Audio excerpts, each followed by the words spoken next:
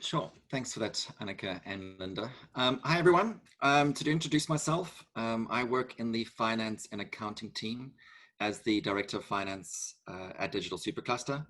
Also online from the finance team is Chris Doody, who is our financial analyst and is responsible for reviewing and processing all of your project claims.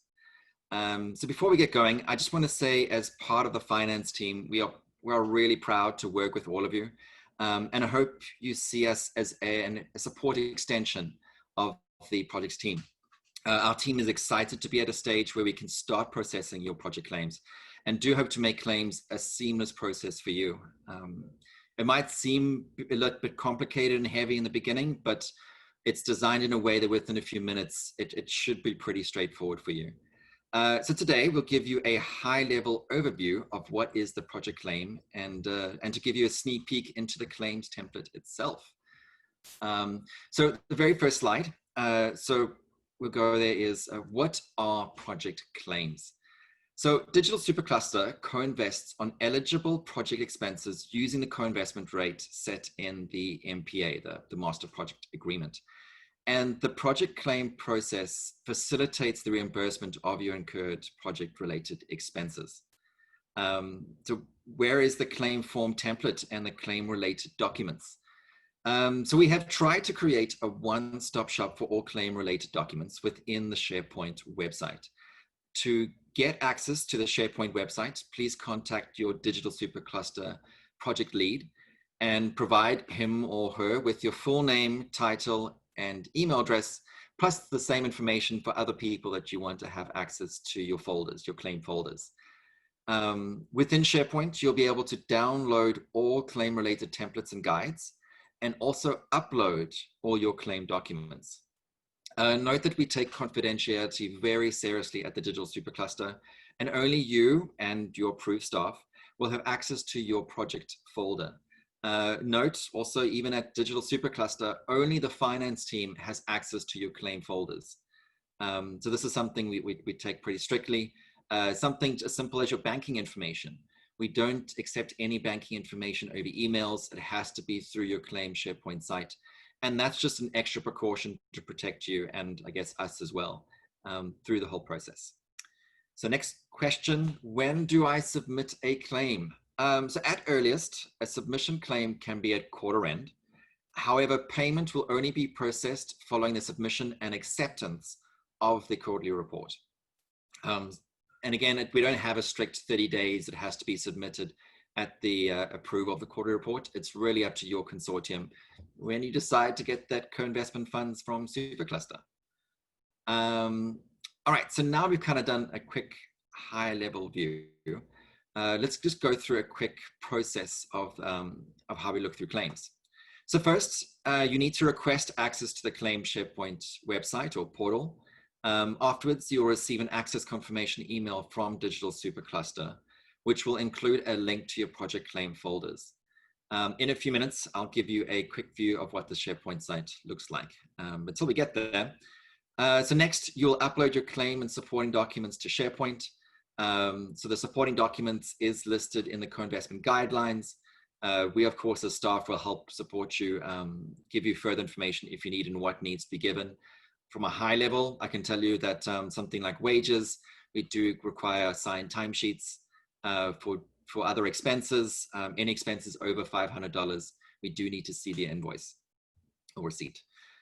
Next, as a best practice, after you have, as a best practice, after you have made this upload of your claim documents to the SharePoint site, please send an email to Digital Supercluster updating us of when the files and where you've saved the files in the SharePoint site. This is just to make sure that there's no uploads slip through the cracks of our review. Next step, during the claim review, we will contact you if we need any clarifications on your claim documents. So if there's any information that's missing, something we're not sure of, we'll contact you directly and really do work hand in hand with you to try get your claims approved and across the line. Once all has been reviewed and clarified, we will approve your claim And then finally, with the happy $sign at the very end, payment will be processed to your account. Next slide. So we talked about very first step of getting access to your SharePoint site. So what I want to quickly do is give you a quick review of SharePoint. So first, once you get access to SharePoint, you'll go into the SharePoint Claims portal, and you'll notice that there are two folders available there. One is the templates and guides, where you'll find all your supporting material, such as templates to fill in your banking information, information on discounted cash costs, your claims Excel form, and I'll give you a sneak peek into that folder in a bit. And then the second folder is your COVID-19 project. So you should find your COVID-19 project name. And this should be the only place where you'll be able to upload your claim information. So now that we've talked about those two folders, I'm going to give you a quick peek into what's inside the templates and guides. So next slide. All right, so you'll find inside the templates and guides folder, there's a number of documents which we have available to you. Note that we do try keep these, we might add more documents to this, depending on if we find a need to support you in any other way. We do update some of the documents, so it's always good before you fill in any forms, just to check in case there's an updated version or template. So the most important document you'll see in this list is highlighted in the big red box. So the DTS project expense claim form. So again, as a best practice, before you start filling in the claim form, just check in case there's an updated version. Generally speaking, we will accept older versions. It's just nice to have the new version, because sometimes we found a way to make the claims process easier for you. If we find an error in any calculations, you've got that there. So that's the claim form. So quickly, I'm going to go through some of the other documents that you have available. First is the co-investment funds transfer information form. So this you'll need to fill in to get, you put your banking information in there. So note that, we want to pay you, but we need your updated banking information to do so. Next is the Digital Supercluster Co-Investment Claim Guide. So if you have any questions on what classifies as an eligible or ineligible expense, just check the claim guide. Next is a policy and guidelines on project advances. So an earlier question came in, how do I request an advance for my co-investment? There's a really good policy and guidelines to help you with that. And it gives you a quick template on what needs to be provided to Supercluster to request that advance. Skipping past the claim form, because we just went through that. I've got the quarterly report. So that's what my colleague Linda just showed you. After that, you've got the capital expenditures approval template form.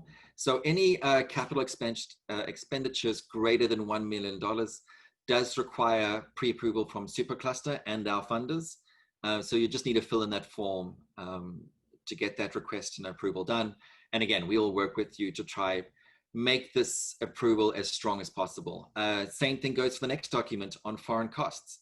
So besides there's 3 or 4 items which don't need pre-approval from Supercluster and our funders, most foreign costs do require approval, and this form provides a template for that. The very last one is a template on wage timesheets. So this is just a supporting document. So as I mentioned earlier, when you do your wage claims, we do require a timesheet that is signed by an officer at your company. Some companies have already a formalized timesheet that they will utilize, and as long as you sign it, we'll accept that, of course. Some companies don't. So to help you with that and provide you some kind of material and guidance, this is what this template will give you. So I tried to do that pretty quickly, just kind of noting time. I think the next step for us now is we've done enough teasing of what is the claim process. We're going to go into the claim form itself.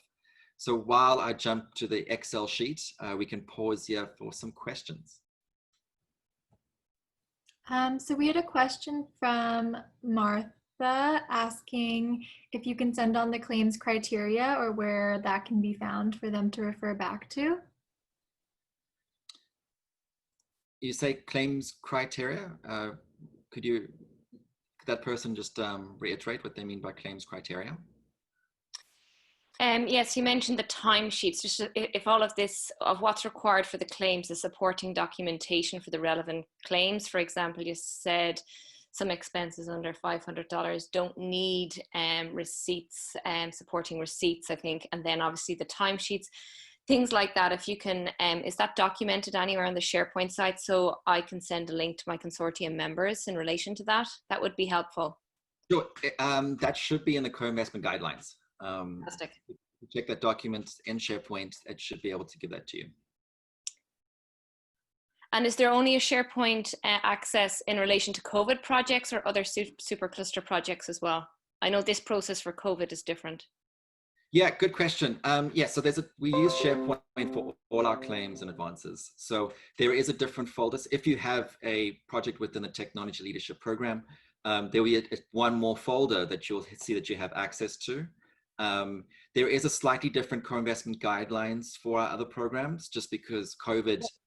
Yeah, I understand. It was just as an aside, if there was another SharePoint, I can talk to Linda about that offline, but just when I saw this SharePoint site, yeah, I didn't know there was another one as well for other projects. Yeah, it's the same portal. You get the same link, so you'll see the same folder if you have something else. Okay, fantastic. Sure. So Linda, I think I just need to steal the screen from you. We just had a question from Abigail. If all documentation is in order, what is the turnaround time between submission and claim approval? Sure. Sure, great question. So the turnaround time depends on a couple of factors. Once you submit your claim, Supercluster does commit within 2 to 3 weeks, we will review your claim. We've shown right now, we're averaging about 2 weeks, 14 days, but we do give that extra week as a buffer.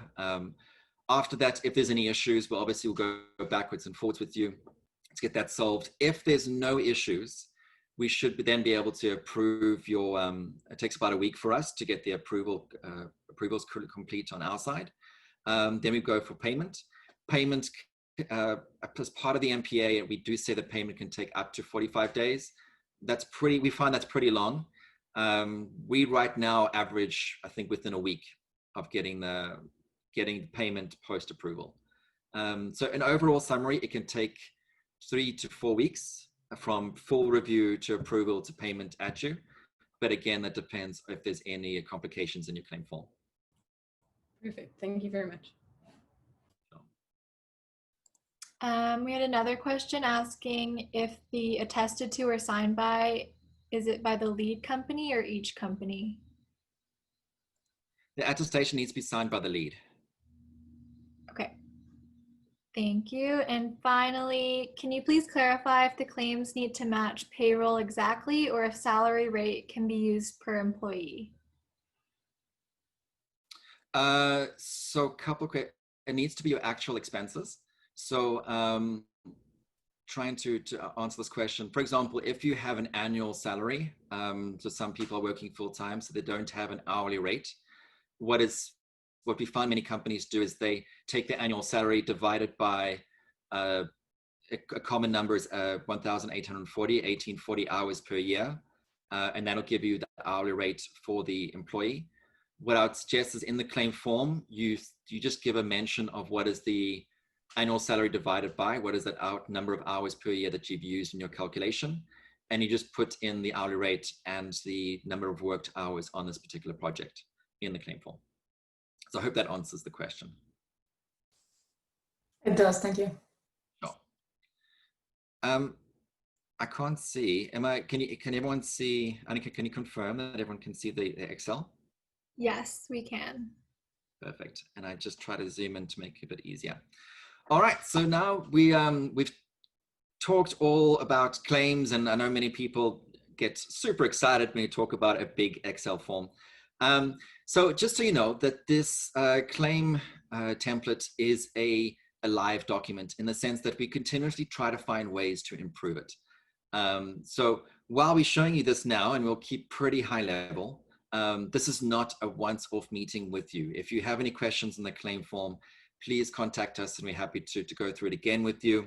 And while you're doing it, if you have any suggestions on improving the claim form, if you find particular areas that you're struggling with, just let us know, and we're happy to try make this a better experience for each of the consortiums.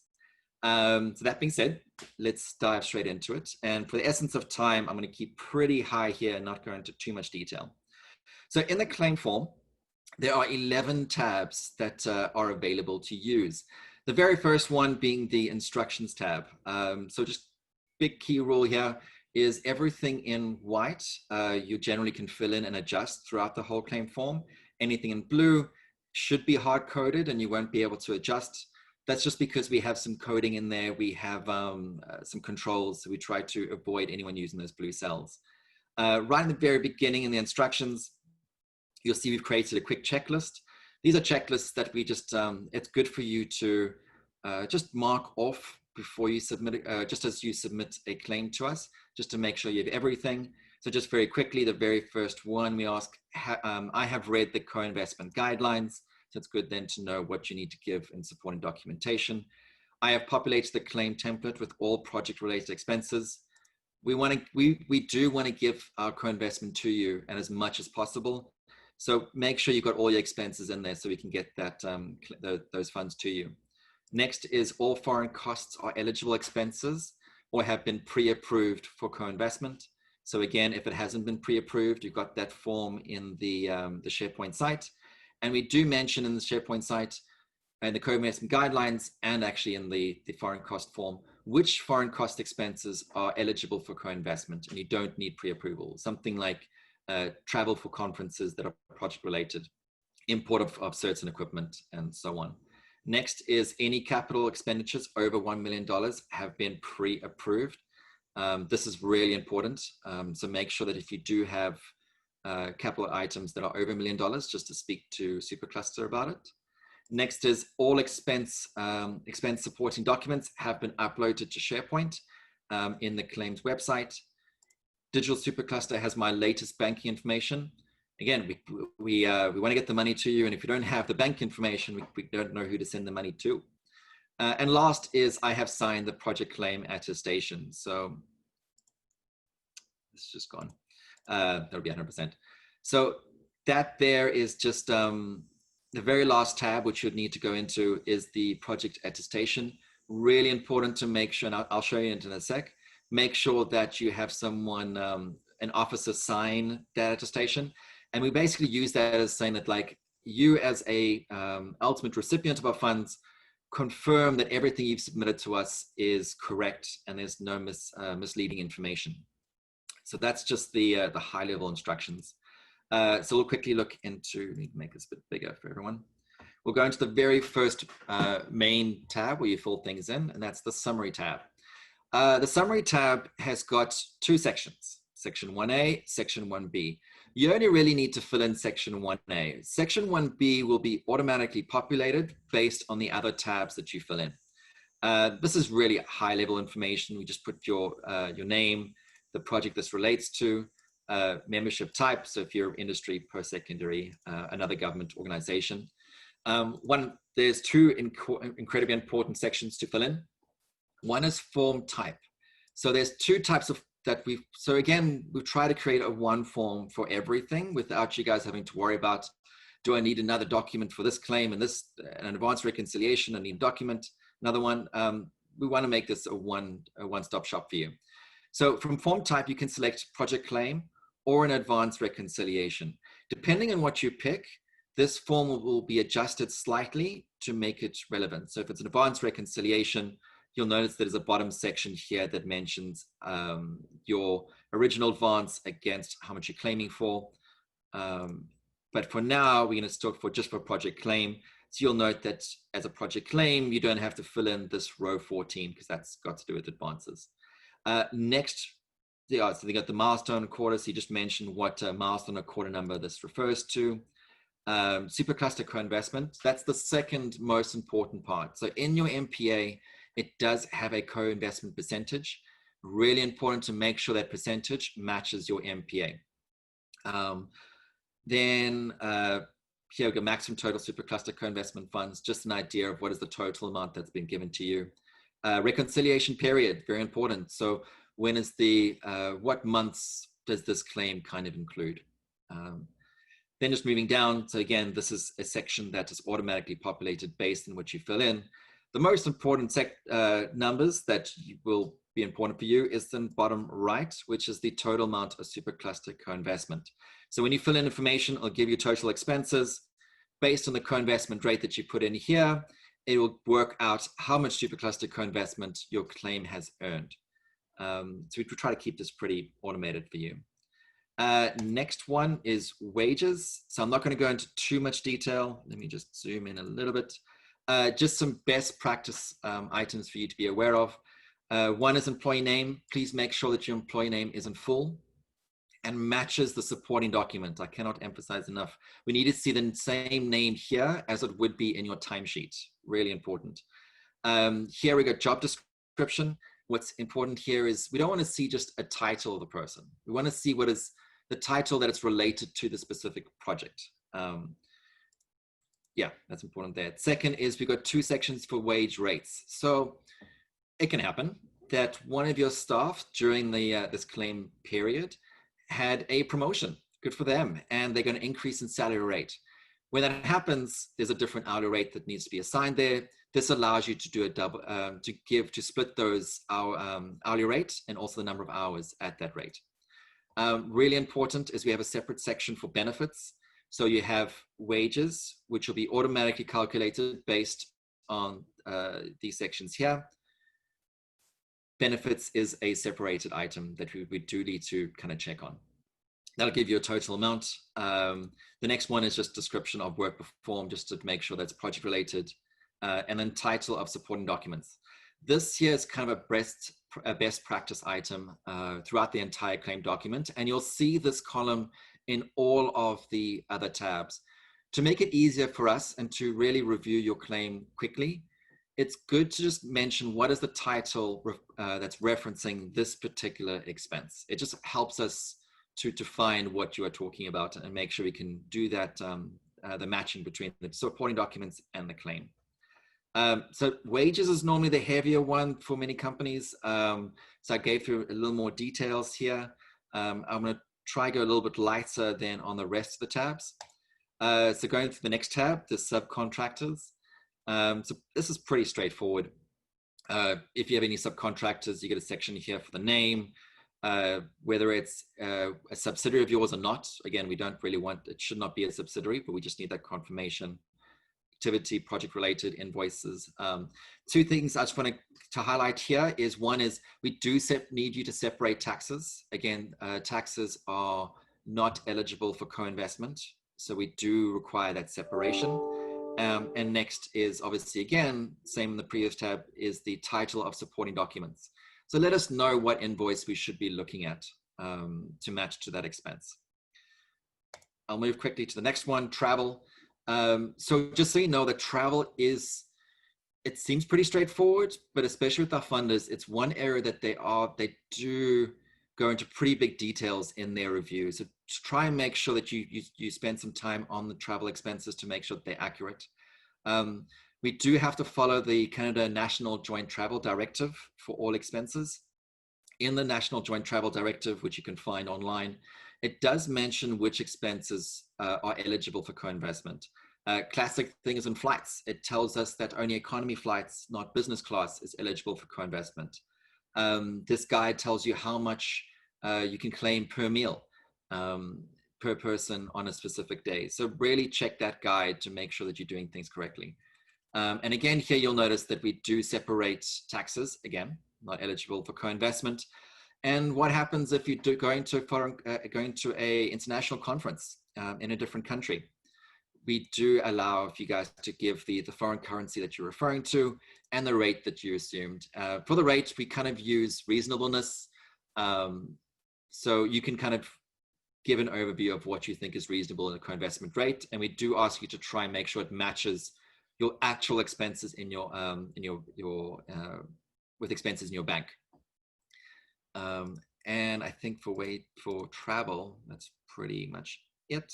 We'll move to other eligible costs. So this is pretty, again, straightforward. Key things to bring up. Again, we do need you to separate your costs, especially for items. As soon as we see over $500, we need to check that, right? Because that needs to have a supporting document. So clearly space it out. You'll notice that in column D, you can mention what type of other expenses it is. You've got equipment, materials, dissemination costs, and other capital expenditures, other direct costs. So we do try to simplify that for you. And again, we separate taxes from the overall invoiced amount. And again, especially for other expenses, because this normally gets filled quite a lot, make sure you just mention what is the name of the supporting document that this is in relation to. Next is discounted cash costs. So this one, depending on which project you're involved in, sometimes you have, sometimes you don't have discounted cash costs. In this form, I'm just going to go over it very lightly. We do ask you to obviously give the title of it, the proof, what are you using to establish that fair market value, which we always talk about, the period of it, description of the DCC contribution. We talk about how much is in the invoice itself, tax excluded, and obviously then tax included the total, because we need to basically match, we need to see a matching principle between your supporting documents, establishing the fair market value, and what you see in the claim form. And the last one, which is obviously the most important one to us, is how have you justified that fair market value? So I think in the co-investment guidelines, we give ways to establish that fair market value, and we're happy to work with you as well in case you have any questions on that. And it's definitely one area that we work very closely with consortiums on. Next is the other government funding expenses. So, we need to check, just in case you're getting additional government funds for this project, something like MyTax. If you're getting MyTax funds, that's fantastic, but obviously we can't co-invest on those MyTax items, and we need to make sure that government funds does not go over a 50% co-investment rate on projects. So we just need you guys to clarify this. Next is unfunded eligible costs. So if you have any items which are not seeking co-investment, we still need to see a claim for it. The nice thing about this one, if you have an unfunded eligible cost, is you basically just need to describe it and give a total amount. We don't require supporting documents yet. Later, of course, if we do have to do an audit, we will require those some kind of invoices and proof of this expense. But for general claims, we don't require supporting documents. So this makes it much easier for you. Next is 9, non-industry. It's not this tab is not really too much COVID related, but there are some consortiums that would use this tab. It's if you have someone like a non-industry member, such as a post-secondary institution, such as UBC, that they have costs which are not seeking co-investment, which they would like to spell out and be recognized in the project expense. This allows you to get them. And again, the last one, the attestation, really, really important section of this document, is you'll notice that everything here is blue. So it'll be automatically populated based on what you've given before. And if you look at section 1A and section 1B, it's almost exactly the same as the summary tab. So it's pretty clean and straightforward. We didn't want to complicate it for you. What makes it unique though, is underneath it, there's a section where you have to give your assigned attestation. We spelled this out to you to make it pretty clear. It just confirms that everything you've given to us as a claim is true and correct, and there's no misleading information. And the person signing this form needs to be an officer and someone that is approved to sign on project claims. So that is a very brief overview of the claim process and the claim forms. I try to keep it light. I know this can look very heavy in the beginning, but this is a pretty straightforward document, and we're happy to help you if you need any more information on it.